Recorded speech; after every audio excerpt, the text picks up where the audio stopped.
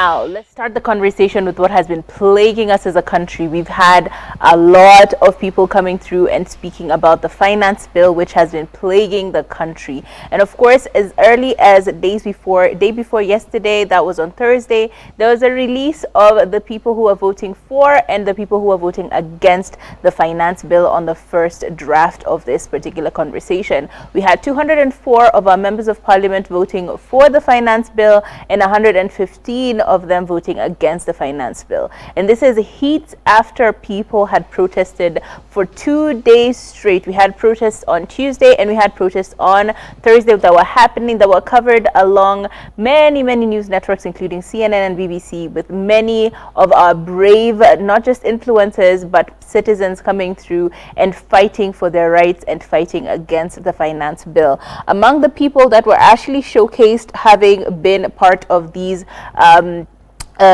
part of the retaliation were some honorable mentions which we should come through and comb through really quickly. We had Blessed Njugush, who was very vocal about his stance, Betty Chalo, Khalif Cairo, Willie Paul, Sean Arwa, Jackie Matubia, Murigi Muni, who actually ended up getting arrested but released later on bail. We had Araboy and Nadia Mokami, who also were part of these conversations and were on the streets. We had Amina Abdi, Willis Raburu, Aziad Nasenya, Terence Creatives, Giuliani, Kate Actress, Abo Mutua, Phil Director, who had a very interesting plaque on him as well, Nameless and Wahoo, the Jesus family were present, Eve Mungai and Flacco were also present. We had so many other celebrities who'd come through in solidarity and fighting against the finance bill, including I remember seeing some people like